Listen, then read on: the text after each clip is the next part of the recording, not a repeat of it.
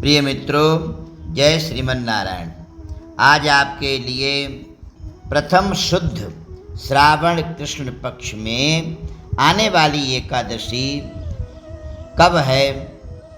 वह एकादशी 12 के लिए है या 13 तारीख के लिए है, बुधवार को या वीरवार के लिए है। इस एकादशी का नाम क्या है और इसकी कथा क्या है, वो सब आप लोगों के लिए संपूर्ण रूप से बताऊंगा। प्रिय मित्रों, 12 तारीख के लिए बुधवार को सायंकाल के लिए 6 बजे से एकादशी लग जाएगी और 13 तारीख के लिए वीरवार अर्थात बृहस्पतिवार के लिए सायंकाल के लिए 6:25 तक एकादशी रहेगी।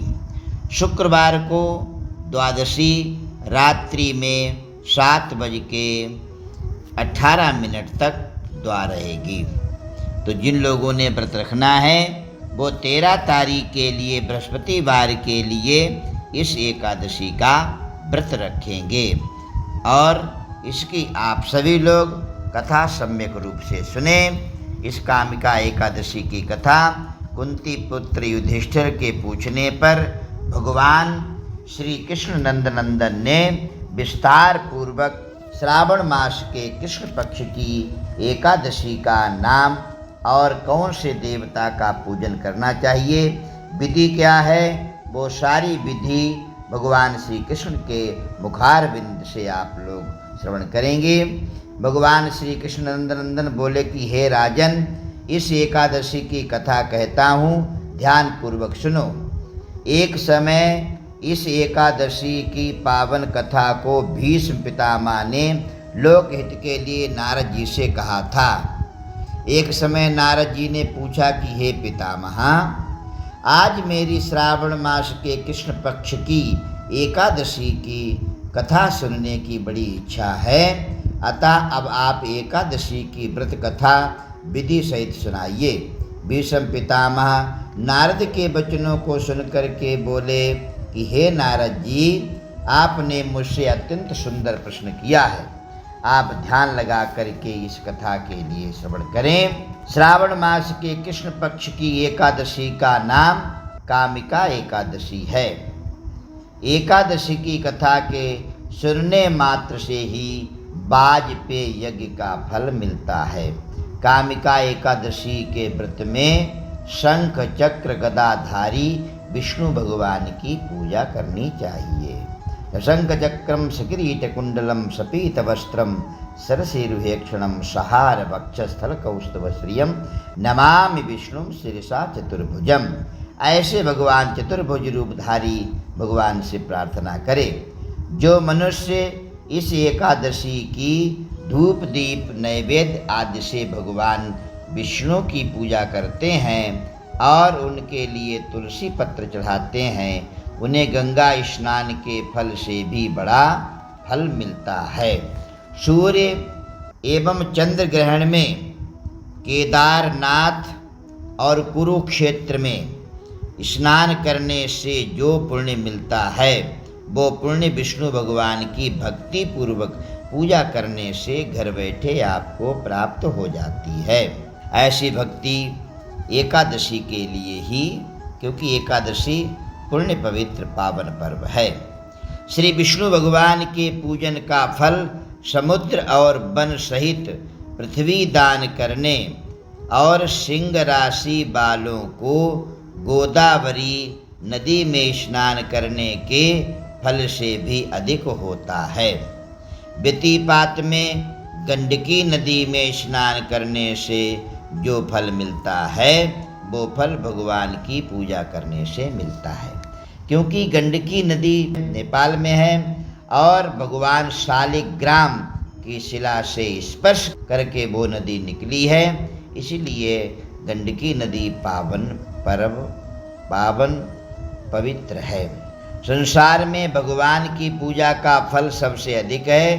भगवान की पूजा का फल श्रावण मास के कृष्ण पक्ष की एकादशी के फल के बराबर है। अतः भक्ति पूर्वक भगवान की पूजा ना बन सके तो श्रावण मास के कृष्ण पक्ष की कामिका एकादशी का व्रत अवश्य कर लेना चाहिए।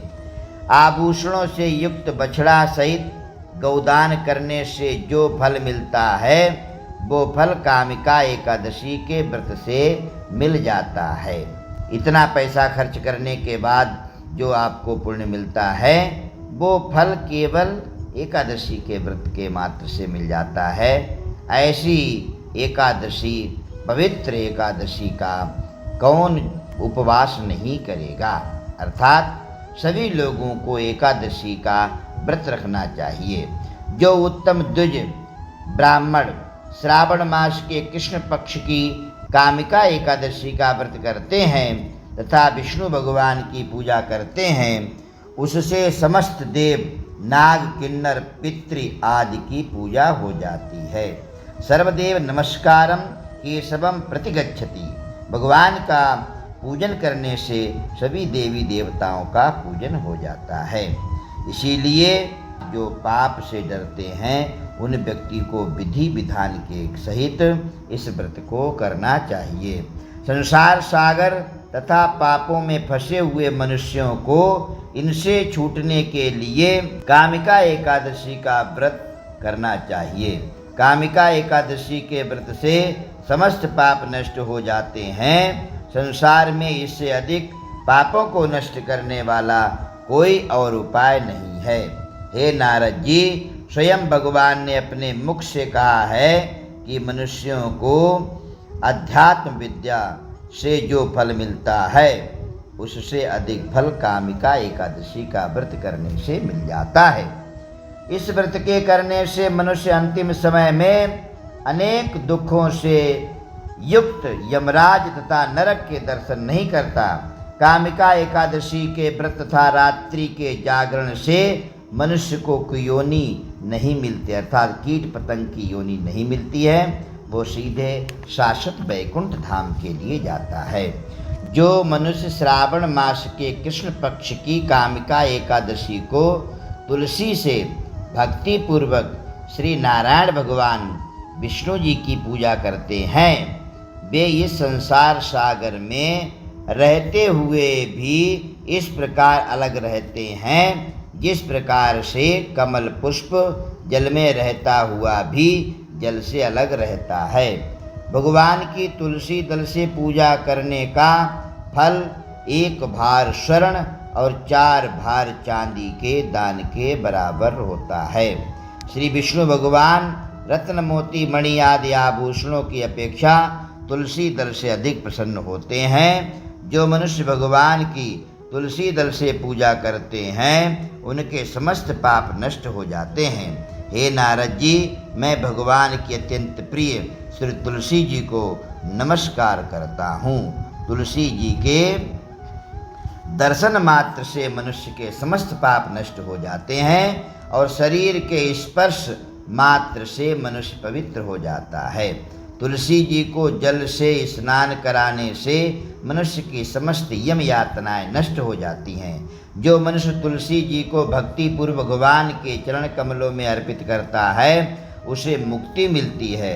जो मनुष्य इस कामिका एकादशी की रात्रि में जागरण करते हैं, दीपदान करते हैं, उनके पुण्यों को लिखने में चित्रगुप्त भी असमर्थ हैं। जो मनुष्य एकादशी के दिन भगवान के सामने घी का दीपक जलाते हैं उनके पितृ स्वर्ग लोक में सुधा का पान करते हैं। जो मनुष्य भगवान के सामने घी का या तिल के तेल का दीपक जलाते हैं उनको सूर्य लोक में भी हजारों दीपकों का प्रकाश मिलता है। प्रत्येक मनुष्य को इस एकादशी का व्रत अवश्य करना चाहिए। इस व्रत के करने से ब्रह्म हत्या, ब्राह्मण हत्या आदि के समस्त पाप भी नष्ट हो जाते हैं जो महापापों में आते हैं। ऐसी एकादशी पावन है, इतने इतने बड़े महापाप भी नष्ट हो जाते हैं और इस लोक में सुख को भोग करके अंत में भगवान नारायण के अर्थात विष्णु भगवान के धाम के लिए जीव जाता है। इस कामिका एकादशी के महात्म के श्रवण व पठन से मनुष्य स्वर्ग लोक के लिए प्राप्त करता है। बोली एकादशी महारानी की जय।